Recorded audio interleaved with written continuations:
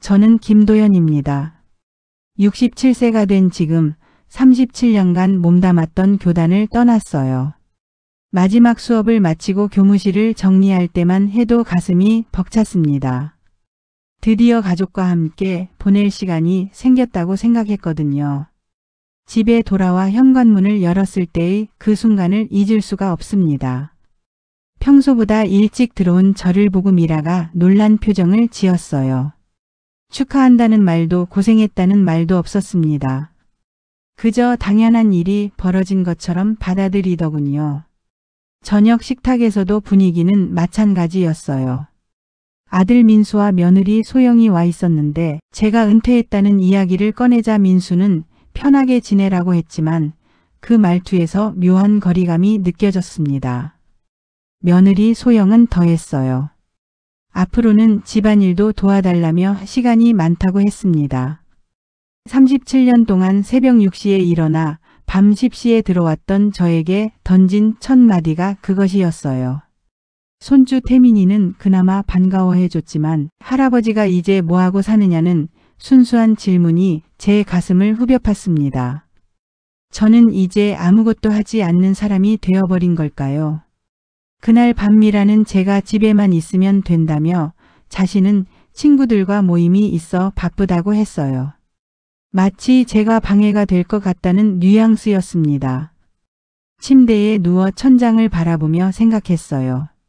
37년 동안 이 가족을 위해 살아왔는데 정작 은퇴한 첫날 받은 건 무관심과 부담스러워하는 시선뿐이었습니다. 은퇴 후 한 달이 지났을 때였어요. 태민이가 친구들과 함께 집에 와서 게임을 하고 있었습니다. 저는 부엌에서 과일을 깎아 가져다 줬는데 태민이 친구가 할아버지는 뭐하는 분이냐고 물었어요.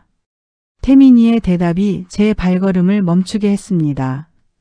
우리 할아버지는 그냥 집에만 계시고 원래는 선생님이었는데 이제는 아무것도 안 하며 그냥 쓸모없다고 했거든요.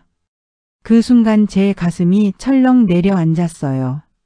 손주가 저를 쓸모없다고 표현했습니다. 물론 아이의 순수한 말이었겠지만 그 말이 주는 충격은 상상 이상이었어요. 저는 조용히 부엌으로 돌아와 싱크대에 손을 짚고 서 있었습니다. 37년간 수많은 제자들을 가르치고 이 가정의 경제적 기반을 닦아온 제가 이제는 쓸모없는 존재가 되어버린 걸까요? 그날 저녁 온 가족이 모인 식탁에서 저는 조심스럽게 그 이야기를 꺼냈어요. 하지만 민수는 아이 말에 왜 그렇게 민감하게 반응하느냐며 태민이는 아직 어리다고 했습니다. 미라도 아이들은 원래 그렇다며 너무 심각하게 받아들이지 말라고 했어요.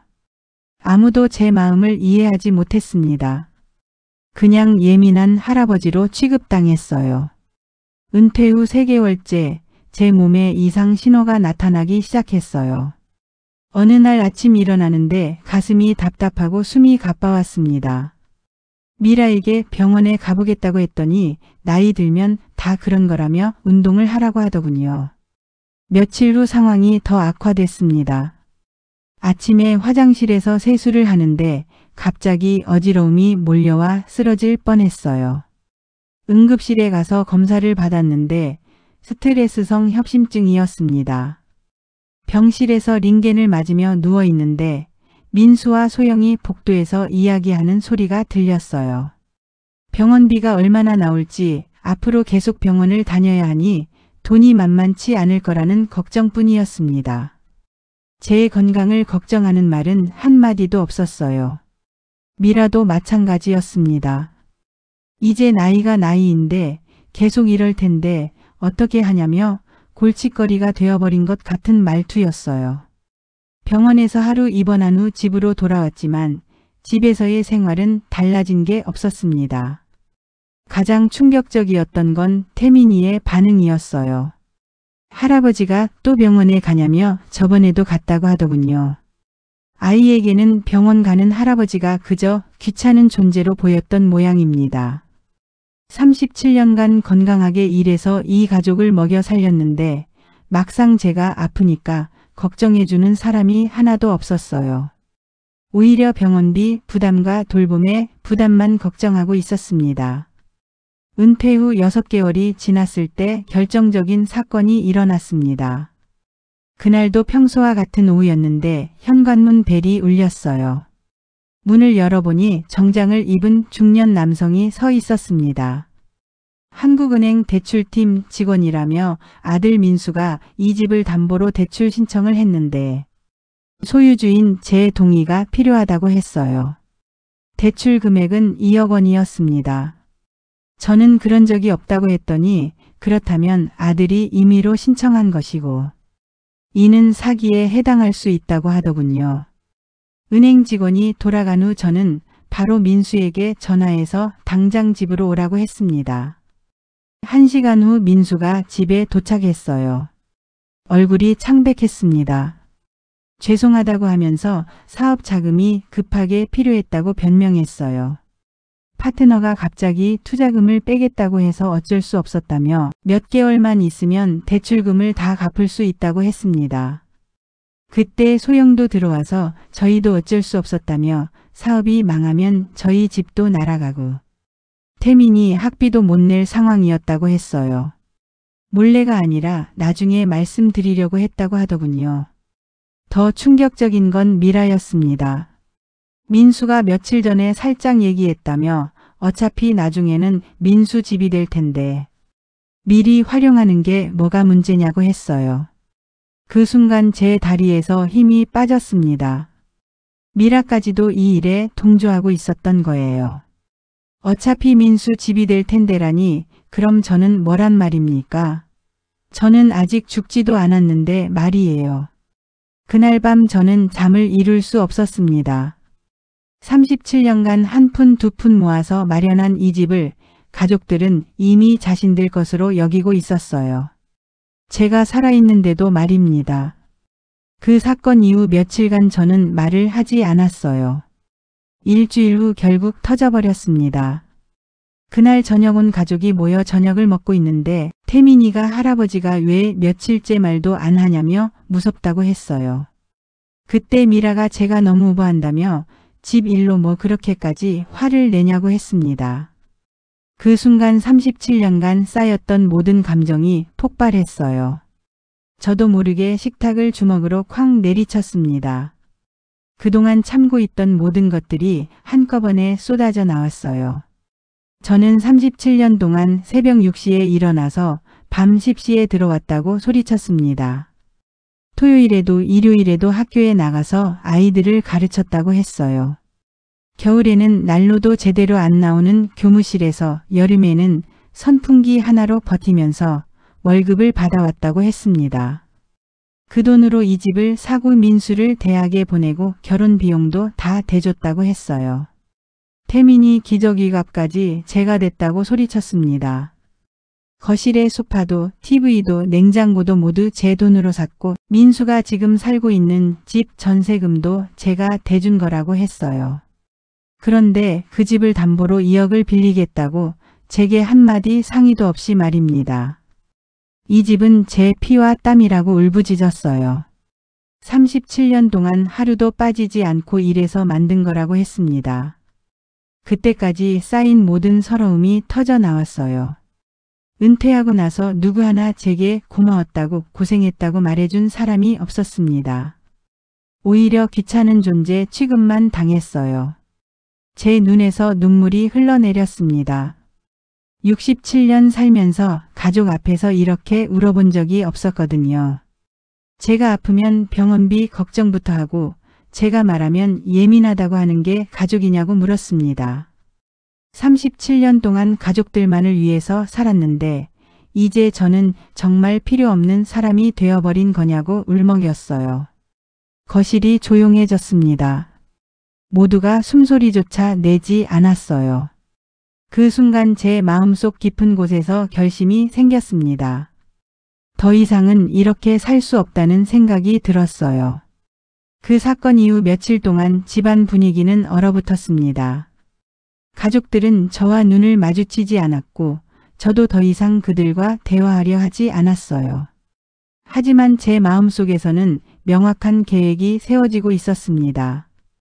먼저 제가 가진 자산을 정리해 봤어요. 퇴직금과 연금, 그리고 개인적으로 모아둔 적금까지. 생각보다 꽤 큰 금액이었습니다. 다음 날 아침 가족들이 모두 나간 후 저는 부동산에 가서 집을 매매하고 싶다고 했습니다. 부동산 사장이 집을 보러 와서 37년 전에 샀을 때보다 몇 배나 오른 가격을 알려줬어요. 집값을 확인한 후 저는 인터넷으로 시골 집들을 알아봤습니다. 바다가 보이는 작은 마을의 집들이 눈에 들어왔어요. 그 중에서 작지만 깔끔한 단독주택 하나를 골랐습니다. 서울 집값의 10분의 1도 안 되는 가격이었어요. 다음 주에 그 집을 보러 내려갔습니다. 기차로 3시간 거리의 작은 바닷가 마을이었어요. 집은 생각보다 좋았고 작은 마당이 있으며 바다가 한눈에 보이는 곳이었습니다. 마을 사람들도 친근해 보였어요. 옆집 할머니가 반갑게 맞아주시며 서울에서 오셨다니 잘 오셨다고 하시더군요. 우리 동네는 사람들이 다 착하니 외롭지 않을 거라고 했어요. 그 말이 왜 그렇게 따뜻하게 느껴졌을까요? 집으로 돌아와서도 가족들에게는 아무 말 하지 않았습니다. 조용히 짐을 정리하기 시작했어요. 37년간 모았던 책들, 교사 시절의 추억이 담긴 물건들, 정말 소중한 것들만 골라냈습니다. 일주일 후 계약을 진행했습니다. 서울집 매매 계약과 시골집 구매 계약을 동시에. 부동산 사장이 가족분들은 아시냐고 물었지만 곧 알려드릴 예정이라고 했어요. 사실 알려줄 생각은 없었습니다. 한 달 후 저는 정말로 서울집을 떠났습니다. 가족들이 모두 나간 오전에 조용히 짐을 챙겨 나왔어요. 식탁 위에는 간단한 편지 한 장만 남겨뒀습니다. 그동안 고생 많았고 이제 각자의 길을 걸어가자며 집은 팔렸으니 이사 준비하라고 썼어요. 바닷가 마을에 도착했을 때 느낌은 새로웠습니다. 맑은 공기와 바다 냄새, 그리고 조용함이 제 마음을 편하게 했어요. 새 집은 작았지만 저 혼자 살기에는 충분했습니다. 첫날 밤 저는 베란다에서 바다를 바라보며 생각했어요. 정말 혼자가 되었구나. 외롭기보다는 홀가분했습니다. 더 이상 눈치 보며 살지 않아도 된다는 생각에 마음이 가벼웠어요. 다음 날부터 마을 탐방을 시작했습니다. 해변을 따라 산책하다가 만난 박종수라는 할아버지는 저와 같은 교사 출신이었어요. 마을 도서관을 소개해주며 운영하시는 분이 연세가 드셔서 힘들어한다며 도움을 청했습니다. 그렇게 저는 마을 도서관에서 봉사활동을 시작했어요. 책 정리도 하고 아이들에게 책 읽어주기도 했습니다. 마을 아이들은 서울의 손주 태민이와 달랐어요. 저를 보면 반갑게 인사했고 제가 읽어주는 이야기를 진지하게 들었습니다. 한 달이 지났을 때 마을 문화센터 관장님이 성인 문해교육을 해달라고 제안했어요. 이 마을에 글을 못 읽는 어르신들이 꽤 계신다며 도움을 청했습니다. 저는 기꺼이 도와드리겠다고 했어요. 그렇게 저는 다시 교사가 되었습니다. 67세의 나이에 새로운 학생들을 만나게 된 거예요. 첫 수업날 70대 할머니들이 교실에 앉아 계셨는데 배움이 늦어서 잘 못 따라갈 것 같다고 걱정하시더군요. 저는 배움에는 나이가 없다고 말씀드렸어요. 할머니들이 한 글자 한 글자 읽어나가는 모습을 보며 저는 다시 교사로서의 보람을 느꼈습니다. 서울에서는 누구도 제게 고맙다고 하지 않았지만 이곳에서는 달랐어요. 처음으로 신문을 읽을 수 있게 됐다며 손자 편지를 직접 읽었다며 정말 고마워하셨습니다. 저녁에는 바다를 바라보며 산책했어요. 서울에서는 느낄 수 없었던 평온함이 있었습니다. 핸드폰은 꺼놨어요. 가족들이 연락을 해도 받지 않았습니다. 이제는 제 인생을 살고 싶었거든요. 3개월이 지났을 때 온 가족이 찾아왔습니다. 어느 날 오후 도서관에서 아이들에게 책을 읽어주고 있는데 밖이 소란스러워 문을 열어보니 민수, 소영, 미라 그리고 태민이까지 서 있었어요. 민수가 눈물을 글썽이며 왜 이러냐고 연락도 없이 어디 간 거냐고 물었습니다. 아버지를 찾느라 얼마나 고생했는지 모른다며 돌아가자고 했어요. 미라도 울면서 집에 가자며 자신들이 잘못했다고 했습니다. 소영이 무릎을 꿇으며 정말 잘못했다고 다시는 그런 일이 없을 거라고 했어요. 태민이가 제 다리에 매달리며 할아버지 없으니까 너무 외롭다고 집에 가자고 했습니다. 아이의 순수한 말이 제 마음을 흔들었지만 저는 마음을 굳혔어요. 이제는 제 인생을 살고 싶다고 했습니다. 민수가 가족인데 무슨 말이냐고 했지만 저는 3개월 동안 어디 있는지도 몰랐으면서 무슨 가족이냐고 되물었어요. 민수는 아버지가 떠나고 나서야 얼마나 소중한 분인지 깨달았다고 했지만 저는 이제 깨달았다고 하며 37년 동안은 뭐였냐고 물었습니다. 제 목소리에 단호함이 있었어요. 집을 팔고 여기 온 것도 제 선택이었고 후회하지 않는다고 했습니다. 미라가 울며 매달렸지만 저는 용서받을 일을 한 적이 없다며 37년 동안 가족을 위해 희생했는데 용서는 무슨 용서냐고 했어요. 그날 저녁까지 가족들은 마을에 머물렀습니다. 민박집에서 자면서 저를 설득하려 했어요. 다음 날 아침 마지막으로 만났을 때 민수가 정말 안 돌아갈 거냐고 물었고 저는 그렇다고 답했습니다. 가끔씩이라도 연락은 해달라고 했지만 사실 연락할 생각은 없었어요. 가족들이 떠나는 모습을 바라보며 저는 복잡한 심정이었습니다. 37년간 함께 산 사람들이었지만 이제는 남 같았어요. 태민이가 마지막에 뒤돌아보며 손을 흔들었는데 그 모습에 잠시 마음이 흔들렸지만 곧 다시 굳어졌습니다. 그날 밤 바닷가를 걸으며 생각했어요. 이제 정말 자유로워졌구나. 67년을 살면서 처음으로 온전히 제 것인 시간을 갖게 된 거였습니다. 다음 날부터 저는 다시 평상시와 같은 생활을 시작했어요. 도서관에서 책을 정리하고 아이들에게 책을 읽어주고 할머니들께 글을 가르쳤습니다. 마을 사람들이 저를 진심으로 존중해 줬어요. 37년간 그리워했던 그런 대우였습니다. 어느 날 이영숙 관장님이 저희 마을에 오시길 정말 잘했다며 덕분에 마을이 많이 달라졌다고 하시더군요. 그 말을 들으니 뿌듯했어요. 제가 누군가에게 필요한 존재라는 느낌이 들었거든요. 지금도 가끔 가족들 생각이 납니다. 하지만 후회하지 않아요. 67세에 시작한 새로운 인생이 행복하거든요. 아무도 저를 투명인간 취급하지 않고 제 말에 귀 기울여주고 제 존재를 소중하게 여겨줍니다. 이제야 진짜 제 인생을 살고 있는 것 같습니다.